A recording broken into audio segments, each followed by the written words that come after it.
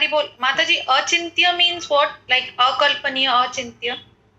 हम किसी चीज के बारे में अपने बुद्धि से सोचते हैं, ठीक है। हमारे पास जो बुद्धि भगवान ने दी हाँ है, इंटेलिजेंस, उससे हम उस चीज के विषय में सोचते हैं। और हाँ जिसका इंटेलिजेंस लेवल जितना ज़्यादा होता है उतना डीप वो सोच सकता है। जैसे कि ये फिलोसॉफिकल थिंग्स जो हैं, जो हम आत्मा, परमात्मा, कर्तव्य, कर्म, जन्म, मृत्यु, फिर और उसके अंदर बहुत डीप नॉलेज जो शास्त्रों का होता है, ये आप अगर प्रवचन देते हैं तो हर व्यक्ति नहीं समझेगा, और हर व्यक्ति के दिमाग को उतना एक्सरसाइज करने की क्षमता नहीं है। अरे ये बहुत डिफिकल्ट लग रहा है, वो छोड़ देगा। तो ये चीज़ हम सोच करके, किसी चीज़ के बारे में सोच करके, और फिर एक कंक्लूज़न पर आते हैं कि हाँ ये ऐसा है। पर यहाँ पे भगवान कह रहे हैं कि आत्मा के बारे में आप कल्पना नहीं कर सकते, आप चिंतन करके उसके बारे में नहीं समझ सकते हैं। वो चिंतन के परे है। हमारी मनुष्य की जितनी शक्ति है, बुद्धि है सोचने समझने की, उससे परे का सब्जेक्ट है। इसलिए ये है अकल्पनीय, अचिंतनीय। आप कल्पना नहीं कर सकते हैं, आप चिंतन नहीं कर सकते हैं इस टॉपिक के ऊपर। यस, इसका मतलब ये है। समझ में ओके आया? ओके माता जी। हरे कृष्ण माता जी। जैसे माता जी आपने हमें सिखाया है ना कि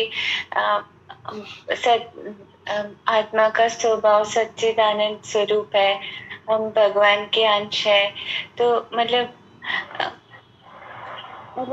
जैसे भगवान के जितने भी गुण है वो हम में भी है, पर अनुरूप में। भगवान विभु है। तो मतलब कि फिर मतलब जैसे हमें आचार्यों से और आपसे, गुरुजनों से हमने ये सीखा है, तो फिर ये मतलब वो इनकंसीवेबल हमारे लिए भी। ओके, हमने जो आत्मा के बारे में सीखा, वो हमने जो सिखाया गया उतना सीखा, हमारे अपने चिंतन के परे है वो। अंडरस्टैंड? जी अपने आप हम आत्मा के बारे में नहीं समझ पाएंगे। वो तो कृष्ण भगवान बता रहे हैं, और जितना भगवान बता रहे हैं उतना हम समझ रहे हैं। जितना भगवान हमको समझा रहे हैं उतना हम समझ रहे हैं। हम खुद तो कुछ भी नहीं समझ सकते हैं आत्मा के बारे में। करेक्ट। चिंतन करके नहीं समझ सकते हैं।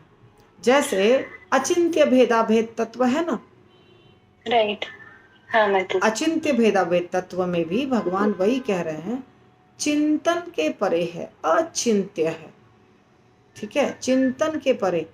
तो चिंतन करके हम भगवान को या जीव को, उसके संबंध को जो भी है वो नहीं समझ सकते। पर यदि हमें कोई ऐसा व्यक्ति समझाता है जिसको साक्षात्कार है, जिसके ऊपर भगवान ने कृपा दी है, और जिसकी बुद्धि बहुत सूक्ष्म है, तो वो जितना समझाता है उतना हम समझते हैं। वो भी हम इसलिए समझते हैं थोड़ा बहुत क्योंकि हमारे ऊपर कृपा है।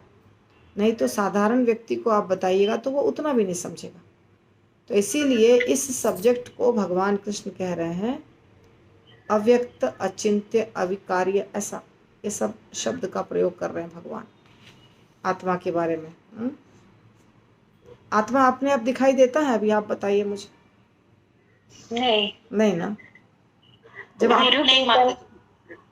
गुरु कृपा से ही हम आत्मा को थोड़ी बहुत समझ सकते हैं। हम समझते इसलिए हैं क्योंकि वो हमको उस तरीके से समझाते हैं कि हाँ ऐसे ऐसे मृत्यु होती है, ऐसे पुनर्जन्म होता है।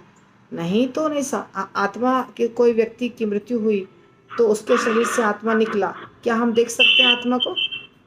बिल्कुल नहीं। दूसरी बात, कल्पना। कल्पना करने का मतलब क्या होता है?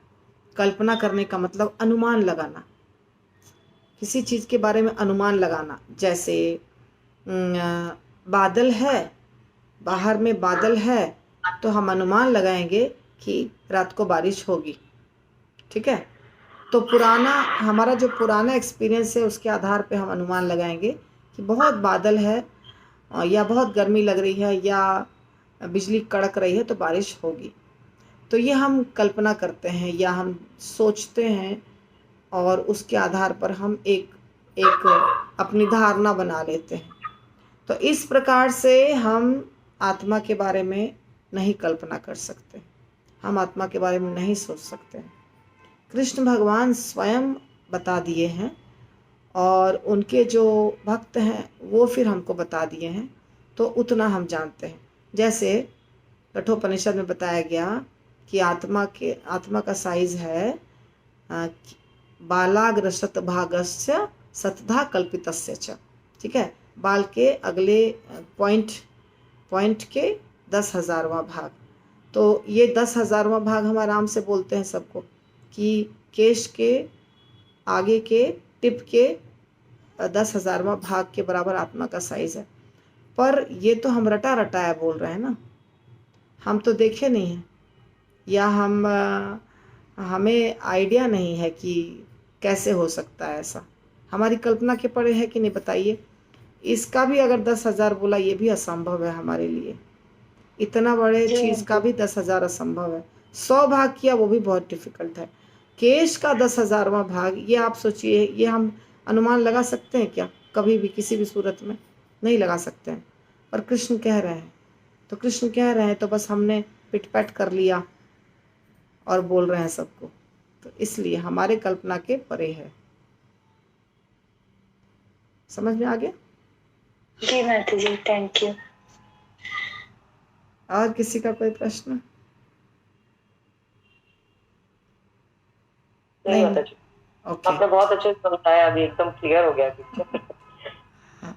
तो अभी आपने आत्मा का और थोड़ा सा गुण इन 2 श्लोकों से आपको पता चल गया है ना? ओके, तो ये तो हो चुका है।